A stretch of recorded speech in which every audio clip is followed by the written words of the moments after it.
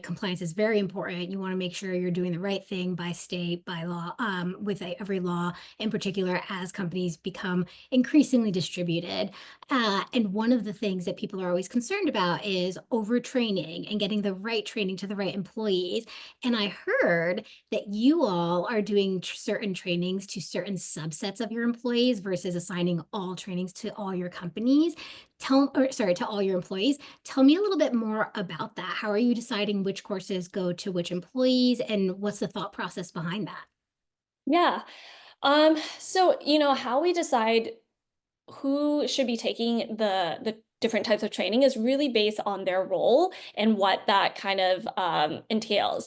And the reason why we do that intentionally is training does take a lot of time. I think, internally we're always having a conversation about training and we've built an internal calendar for the HR team and we've listed out all the trainings that need to happen.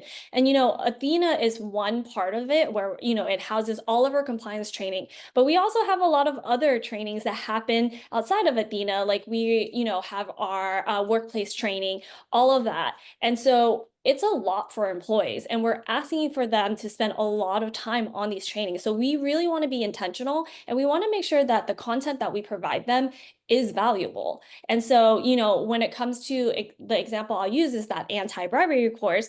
It doesn't apply to everybody across the organization because not everyone is going to interact with external partners or vendors. And so so if we decide that, hey, this training is going to be launched, we want to make sure that the audience that it is launched to makes sense. And so it's not one of those things where, since we're picking this training, we should do it for everyone. Again, we don't want people to have that training fatigue, which happens a lot.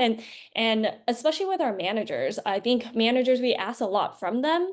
Earlier I told you that we're going through spring performance, and with spring performance, we also have manager training. And so we really want to be intentional with the content that we're sharing, but also the timing of those trainings to make sure that they're not overwhelmed. Because the worst thing that they'll do is, if we say, hey, you have a training that you need to do within 60 days, they're just going to play it and they're not even going to pay attention to it, right? And so again, we want to be really, really really, really thoughtful of how we're thinking about what training and who should be the right audience for it.